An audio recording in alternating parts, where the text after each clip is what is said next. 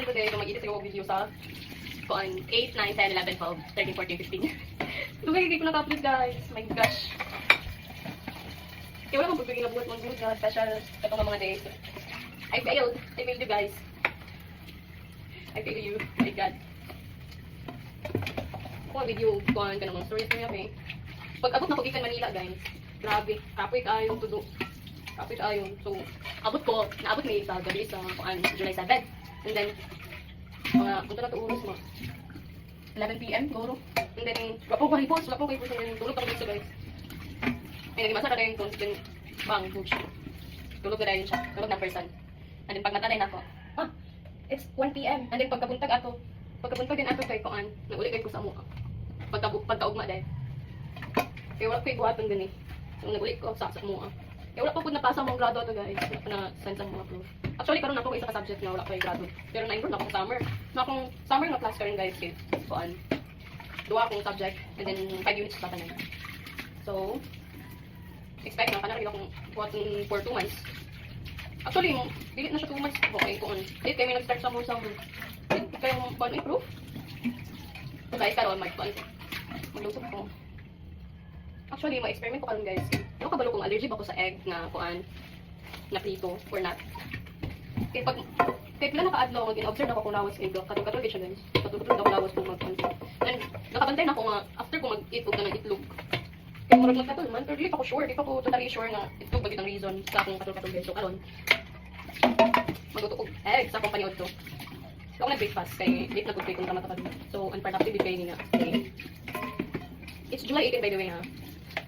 Tubig lagi ko wala ang pinaka-adlaw mga wala siguro ako nag-video nga guest story ako. Puro na to kuan. And then maulang ang sad ko.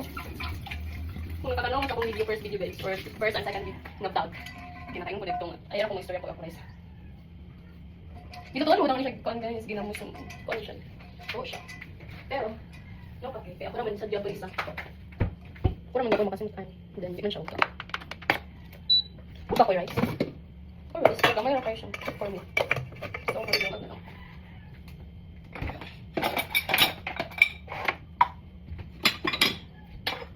Stay tuned naman guys. Tawag sa akong productive life.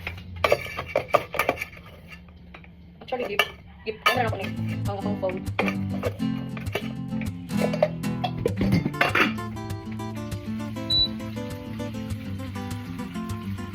Shout out sa ME. Ano mo dyan sila? Sa inanig text ko. Pero ang classmate yapon guys. Para sa amo ang kuan. Or para sa ME department. Maglugan ko guys. Kaya mo gamay kaya ako kuan. Then para na pati sa pamilya. Pad life. Isod kayo mag-kuan na. Isod yung life ikaw isa. Ay. Ikaw okay. Kung ako sa balay guys. Nagatinda mo lang kumama guys. Makita na ninyo. Mag-post man ko later. Post ko ang vlog. Ako sa ako sa province. Sa kuan. Panlangan mo.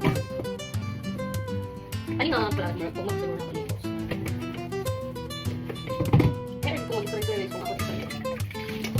So, ma-expect mo. Nung last few days kayo kuan. Puro na to video mo. Kuan mag-touch mga place. Ako ang mga friends. Ang guys eh. Manakot ko ano. Laundry. Pag na-laundry mo, lagi niya akong laundry. Laundry ko, magpalit yung pisan. And then, siguro mag-ugmak siguro mag-pang mag-losin. Or kung ikaw nga, budget.